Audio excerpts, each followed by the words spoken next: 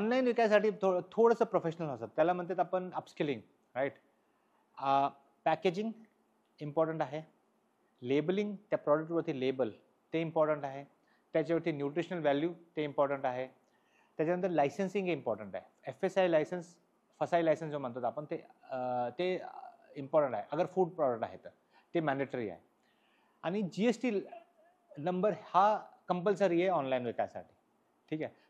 पण आता लोक काय म्हणतात की GST नंबर आला तर मला टॅक्स द्यावा लागला. तसं काही नाही आहे. GST नंबर फक्त तुमच्या ई-कॉमर्ससाठी गरजेचा आहे. त्याच्यानंतर ते टॅक्स जो असतो ते तुमच्या व्हॉल्यूमवरती असतो. तुम्ही किती विक्री केली आणि ते विक्री एक लेवलच्या वरती गेली त्याच्यानंतर तुम्हाला त्याची गरज पडते. पण GSTला घाबरायची गरज नाही. पण GST कंपल्सरी आयटम आहे, ठीक आहे. तर हे आपल्यातर्फे एका बचत गटाला या एका एंटरप्रेन्योरला हे एवढ्या गोष्टी गरजेच्या आहेत. त्याच्यानंतर थोडंसं डिजिटल अवेअरनेस पाहिजे की जेव्हा आपण सपोज कोणत्या डिजिटल प्लॅटफॉर्ममध्ये विकायचं तिथे ऑनबोर्डिंग कशी करायची आहे, प्रॉडक्टचे फोटो कसे घ्यायचे, प्रॉडक्टची प्राइसिंग काय करायची आहे, हे सगळे बहुतेक माहीतच असतं. फक्त थोडं प्रोफेशनल प्रकारे आपल्याला करावं लागतं हे.